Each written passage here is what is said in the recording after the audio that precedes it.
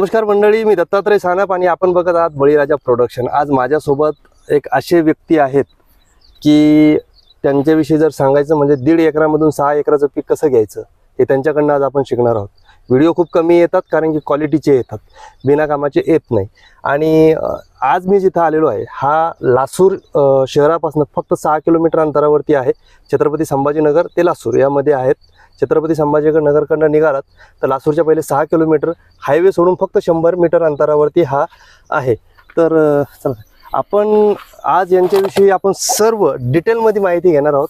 तर तुम्ही जर माझ्या बॅक साईडला याला जर बघत असाल, पूर्ण हा जिकडे बघसाल तिकडे फक्त शेड आहे। आता याच्यामध्ये किती प्रकारचं पीक आहे हे मी तुम्हाला 1.5 एकरामध्ये किती प्रकारचे पीक घेऊ शकतो हे तुम्ही गेस करा पहिले।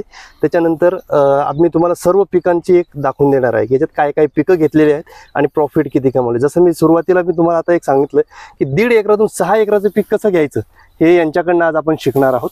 तर नमस्कार सर, आपला परिचय एकदा, तुमचं नाव आणि पत्ता मला एकदा सांगा थोडं। सर, माझं नाव पुंडलिक विठ्ठल पवार, मुक्काम पोस्ट खडकनारळा, हां, तालुका गंगापूर, जिल्हा छत्रपती संभाजीनगर। ओके। आणि आपलं जे क्षेत्र आहे हे कुठे येतं? जसं आपण नाही, आपलं क्षेत्र लासूर ते संभाजीनगर याच्यामध्ये येतं। लासूरपासून किती 6 किलोमीटर? 6 किलोमीटर अंतरावर आणि संभाजीनगर पासून 35 किलोमीटर अंतर। ओके। तर ही जी आपण शेतीला जी सुरुवात झाली तुमची, शेती ही वडिलोपार्जित आहे। आज हजारो वर्षापासून शेती करत आपण आलेलो आहे शेतकरी, पण तुम्ही जो बदल केला हा कधीपासून सुरुवात झाली शेतीच्या? साधारण एक 5 ते 6 वर्षापासून केला बदल। 5 ते 6 वर्षापासून हा बदलाला सुरुवात केली होती। आणि आज किती प्रकारची पिकं तुमच्या याच्यामध्ये आहे? आता आमच्या प्रकारची आता गिनती क्वांटिटी काय सांगा, आता भरपूर आहेत। टोटली मिश्र पिकं सर्व, वाल, भेंडी, चवळी, काकडी आहे, परवल आहे, आता हे नवीन एक सतपुती आहे, अच्छा, करटुले म्हणजे हे सर्व प्रकारचे वेगवेगळे आपण पिकं 1.5 एकर मधून 5-5, 10-10 गुंठे, 4-5 गुंठे, कुठलं काय ना थोडं थोडं। अच्छा, म्हणजे एक सांगायचं म्हणजे एक चित्रपट आला होता बघा, BSc ॲग्री म्हणून, मकरंद नानासपुरे सरांचा। हा चित्रपट खरं म्हणजे साहेबांनी जरा जास्तच मनावर घेतलाय असं मला वाटतं, कारण की त्याच्यामध्ये एक डायलॉग होता की एक पीक 5 एकरात घेतल्यापेक्षा 5 पिकं एका एकरात घ्या, याला भाव नाही भेटला तर त्याला भेटेल। मला वाटतं हे त्याचं एक जिवंत आणि ज्वलंत उदाहरण आज आपल्या समोर इथं आपल्याला बघायला मिळणार आहे। तर याच्यातून त्यांचा कसा हा प्रवास सुरू झाला आणि एक आणखीन एक म्हणजे ही जे आज जेवढे काही पिकं घेत आहेत हे 100% आज ते ऑर्गॅनिक जैविक पद्धतीने, सेंद्रिय पद्धतीने करतायत। याच्यामध्ये कसलं केमिकल ते वापरत नाहीये। आणि तर हा पुढचा जो प्रवास आहे पूर्ण पिकाची आपण डिटेल ही एका झाडाखाली मस्त निवांत बसून सुरू करूया, चालेल।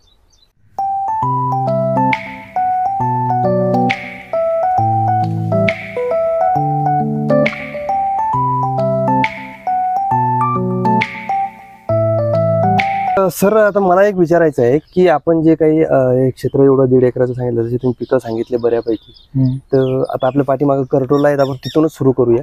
एक खास मी खरं म्हणलं तर करटोल्याच्या विषयीच बघायला आलो होतो, तर सुरुवात तिथूनच करूया। तर करटोल्याची शेती कधीपासून सुरू झाली तुमची? करटोल्याची शेती आता 5 वर्ष चालू झालं आपल्याला। हा हा।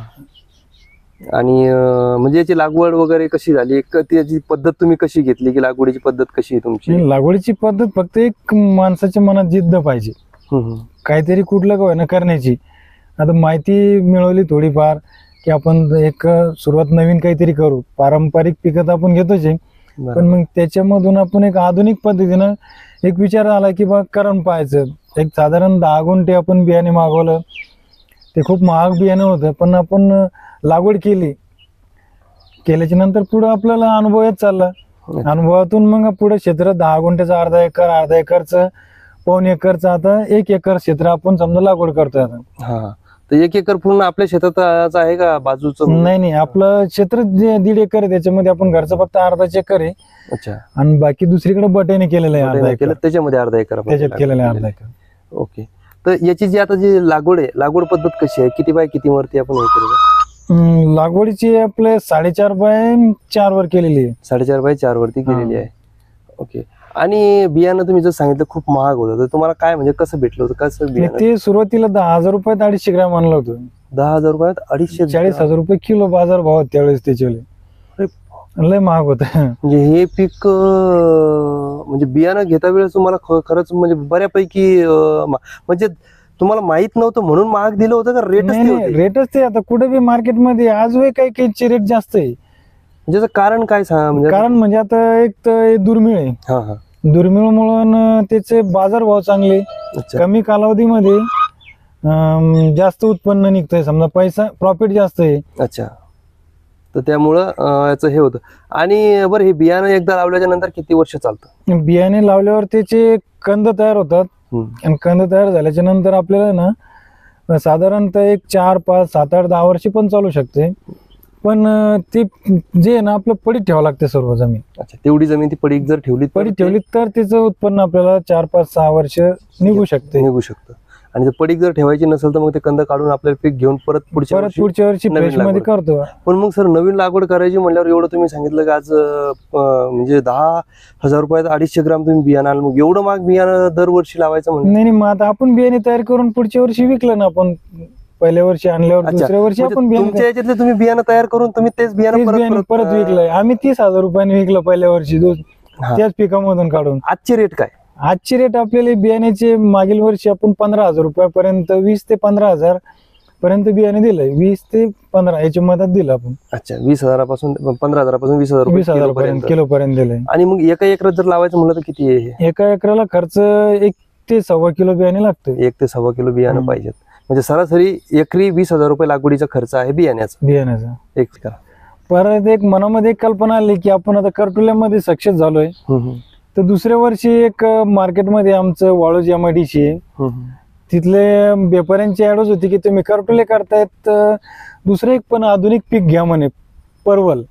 हे UP बिहार पश्चिम बंगालचं पीक आहे, त्याला जास्तीत जास्त बिहारी लोक मागणी करताय. मग ते आम्ही गुजरातवरनं आनंद इथून ऑर्डर देऊन तिथलं रोप मागवले आणि त्याचं आज 10 गुंठे आपण लागवड केलेली. परवलची आता ते परवलला 4थं वर्ष चालू झालंय. तिचं पण असं एक वेळेस लावल्यावर त्याला डबल लावायची गरज नाही.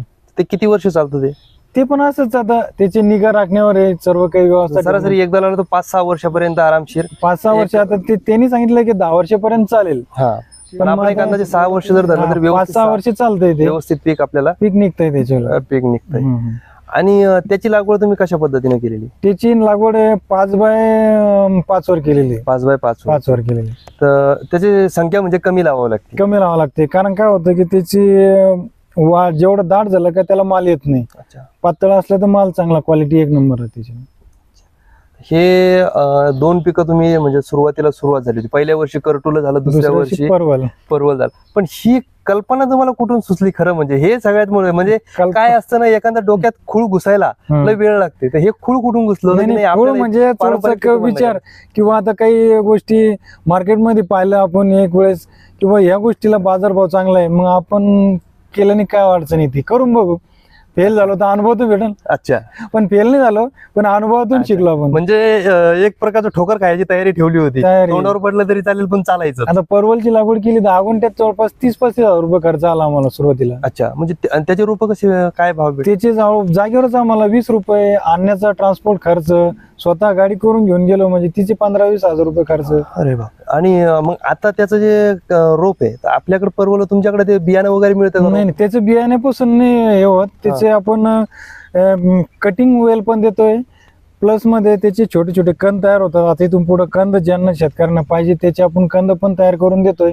अच्छा, प्लस रोप पण देतो आपण जर पाहिजे असेल. परवलचं म्हणजे बियाण्याचा संबंध नाही, ते काडीवर पण सक्सेस होत आहे. 50% होत आहे, कंद 90% होत आहे, रोप जर तयार करून दिलं 100%. अच्छा, म्हणजे कांडीवरून 50% कांडीवर कांडी लावू शकतो आणि रोप पण म्हणजे कंद पण नेऊ शकतो किंवा कलम पण उपलब्ध करून देऊ शकतो आपण पाहिजे असेल. अच्छा, म्हणजे ओके, 3 ऑप्शन आहे त्याच्यामध्ये. 3 ऑप्शन आहे. तुम्हाला जसं म्हणलं तसं तुम्ही व्यवस्थित करू शकता. आणि त्याच्या व्यतिरिक्त एक आपण बघितलं म्हणजे फर्स्ट टाइम मी तो पीक बघतोय, म्हणजे सर तो दोडका पण नाहीये, धड गिलक पण नाहीये. हे काय नवीन आलेलं पण बिहारी पीक आहे. आपण जास्त कसं आहे, हे बिहारी लोकांचं उत्पन्न घेतोय आपण. आता कसं आहे की इकडं ते पीक नाहीये. बरोबर. जे सतपुती नावलं, तुम्ही बघा व्हिडिओ मध्ये फोटो दाखवला जाईल की ते सतपुती आहे. म्हणजे एका घासामध्ये कमीत कमी 7 फळं निघताय आणि जास्तीत जास्त 9, 10, 11 पर्यंत फळ निघतात त्याच्यावर एका घासामध्ये. बरोबर. आणि ते बिहारी लोक आहे आणि त्याची मागणी बिहारीची. त्याचा आज मार्केटमध्ये दर 40-50 रुपये आपल्याला मिळतोय. रिटेल रेट होलसेल रेट आहे त्याच्यावर. कारण ते नाहीये ना, कारण त्याची शेती इकडे महाराष्ट्रात करीतच नाही कोणी करतच नाही. आणि ते आपण फर्स्ट टाइम ट्रायल म्हणून लावलेलं आहे. आता पुढच्या वर्षी जास्त लावणार आहे आपण. अच्छा, तर म्हणजे आतापर्यंत आपण करटोला बघितला, परवल बघितला, सतपुती, म्हणजे 3 पिकं झालेत आतापर्यंत. आता 4थं पीक जे आहे तुमचं, की वाल तुम्ही इकडे साईडला वालाचं पण सुरू केलंय, तो त्याच म्हणजे वाल ह्या वर्षीच आहे का आपण दरवर्षी? हे पारंपरिक पीक आहे आपल्याला. वाल आहे, काकडी आहे, भेंडी आहे, चवळी आहे, हे सर्व पारंपरिक पिकं घेतोय आपण. 10 गुंठ्यामध्ये 10-10, 5-5 गुंठ्याचे एक समजा साधारण आपल्याला त्याचे तुकडे करून लावतोय आपण. अच्छा, तर ही जी सुरुवात तुमची झाली 4 वर्षापूर्वी तुम्ही केली होती, तर म्हणजे सर्व हे मिश्र पिकं पूर्ण मिश्र होण्यासाठी किती वर्षाचा कालावधी घेतला? ते आता 5 वर्ष चालू झालं. आता सर्वच्या सर्व मिश्र पहिल्यापासून सुरुवात ज्यावेळेस केली, थोडं केली मिश्र पिकं, तिथूनच सुरुवात केली. पहिले 1 एकरामध्ये लावायचं, भेंडी पूर्ण लावायचं, एकखडीत लावायचं, काय लावायचं ते, पण तसं सिस्टम थोडं करायचं. अच्छा, बरोबर. जसं आपण सुरुवातीला सांगितलं की एक पीक 5 एकरात नको, 5 पिकं एका एकरात घ्यायची, म्हणजे कुठं ना कुठं तुम्हाला एकाला तरी भाव भेटणार आणि तो तुमचा फायदा होणार. हे खरंच इथं येऊन बघण्यासारखं आहे. नक्की जर एखादा कोणी जर येताना जाताना जर खरंच शेतीमध्ये काहीतरी वेगळं करायचं असेल ना, भेट देऊ शकता तुम्ही. पण हे जे पिकं आहे, एक खास करून सांगू शकतो, हे पिकं सीझन वाईज आहे. त्याच्यामुळे जर आता दिवाळीच्या नंतर जर तुम्ही आले तर तुम्हाला हे पिकं दिसणार नाही इथे.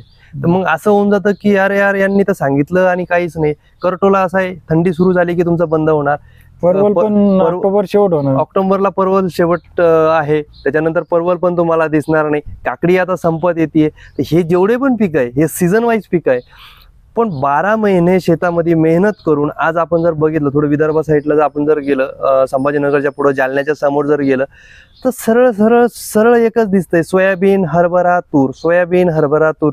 एकरी एक 20-22 हजार रुपये सुद्धा उत्पन्न आज प्रॉपरली शाश्वत नाहीये शेतकऱ्याला की भेटल म्हणून. मी सुद्धा त्यातलाच आहे, मी बुलढाणा जिल्ह्यातला आहे, मला माहित आहे शेतकऱ्याला 15-20 हजाराच्या वरती उत्पन्न निघत नाही वार्षिक. आज सोयाबीनचे रेट जर आपण बघतोय, सोयाबीनचं 30 किलोचं जर सोयाबीनचं बियाणं जर घ्यायचं म्हणलं तर 3,500 रुपये लागत आहेत आणि 1 क्विंटल सोयाबीन आम्ही 4,000ला देतोय. म्हणजे विचार करायची गोष्ट आहे. 500 रुपयामध्ये त्यांना आम्ही 70 किलो सोयाबीन शिल्लक देतोय. 500 रुपयामध्ये खर्च तर वेगळा सोडूनच द्या. तर ह्या गोष्टी इथं आल्याच्या नंतर तुम्हाला कळेल. पूर्ण शेत करूच नका. 1 एकर शेत जर केलं तर बाकीच्या 10 एकर शेताला ते मागं पाडू शकतं. एवढी ताकद या मिश्र पिकामध्ये आहे. तर सर्वात महत्वाचा मुद्दा जो आहे सर, की जी सुरुवात झाली, सगळ्या गोष्टी झाल्या, यशस्वी पण झाला.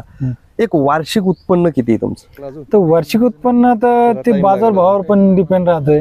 प्लस मायनस, आता एखादं प्लस झालं दुसरं मायनस होतंय. बरोबर. पण जेमतेम आपल्याला सर्व वर्षाखेर 2-3 लाखापर्यंत आपल्याला प्रॉफिट मिळते. 2 ते 3 लाख रुपये याच्यामधून 1.5 एकरामध्ये. बरोबर. आता बाजारभाव आहे करटुल्याला, आज बाजारभाव 170 रुपये जातोय. सुरुवातीला 300 रुपये होता.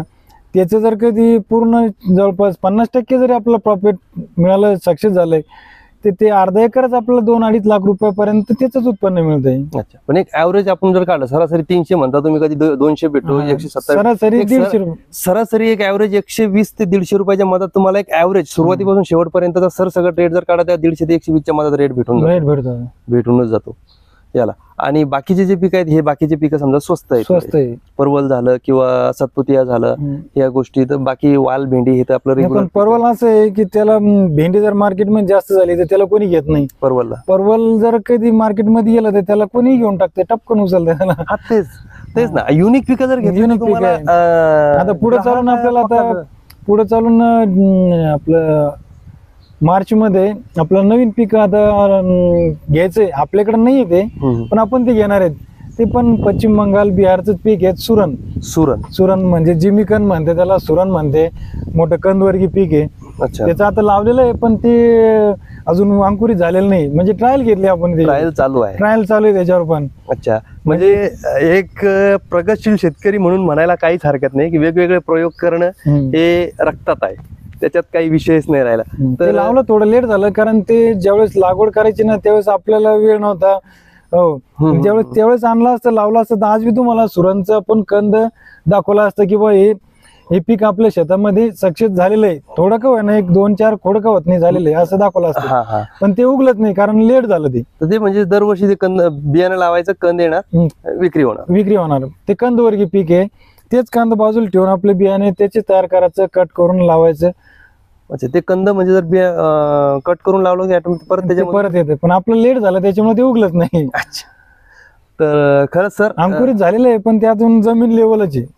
अच्छा, म्हणजे जमीन लेवल आहे त्याची हे आपल्याला मार्च मध्ये नक्कीच बघायला भेटेल. म्हणजे हा हा, ते भेटेल मार्च मध्ये. नक्कीच मंडळी, मार्च मध्ये नक्की एकदा इथे येणार मी, 100% येणार. आणि काय नाव म्हणलं सर तुम्ही? पिकाचं नावही लक्षात राहील, कारण इतके पिकाचं नाव- नवीन नवीन काय घेतायत ते पिकाचं समजत नाव आहे नाहीये. सुरण आहे. सुरण. हा, तर ह्या पिकाचं जे काही कंदवर्गीय तर पीक आहे, तर त्याचा आणि त्याला सुद्धा खर्च नक्कीच कमी व्हिडिओ नाही. तुम्हाला. आपलं हे पारंपरिक पिकाला खर्च जास्त आहे, बरोबर. पण ते पिकाला खर्च कमी आहे.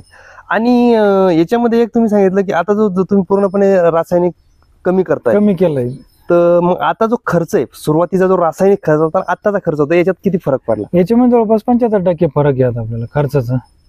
म्हणजे 75% जो खर्च होता, जे आपलं प्रॉफिट बाहेर जायचं. म्हणजे जे काही मोठे मार्केट घेऊन जायचं ते घरात राहू राहिलं. ते घरात रोल 25% आपल्याला थोडंफार घ्यावं लागतंय, पण केमिकल नाही. केमिकल नाही, समजा जे काही जैविक जे काही औषधी समजा पॅकिंग मिळतं तेच आपण तेच घेतो. घेतो. बाकीच्या गोष्टी ज्या आहेत त्या आपल्या घरीच तयार केल्या जातात. घरीच तयार आहे. अच्छा, ओके. तर खरंच तुमचे मनापासून धन्यवाद की तुम्ही आम्हाला वेळ दिला, आमच्या सबस्क्राईबरला, आमच्या बळीराजा प्रोडक्शनच्या परिवाराला जो वेळ दिला त्याबद्दल खरंच एकदा पुन्हा तुमचे मनापासून आभार मानतो. तुमचे पण आणि आभार. आपण एवढ्या काही गोष्टी आम्हाला शिकवल्यात त्याबद्दल खरंच. आणि एक शॉर्ट मध्ये घेतलं, पण नक्कीच पुढचं एक व्हिडिओ नक्की येईल की त्याच्यामध्ये पूर्ण पिकांचं डिटेलमध्ये एक एक व्हिडिओ आपण याच्यामध्ये देऊ, कारण की वेळेअभावी आम्हाला थांबावं लागतंय. तर पुन्हा भेटूया पुढच्या व्हिडिओमध्ये. तोपर्यंत जय हिंद, जय जवान, जय किसान. नमस्कार.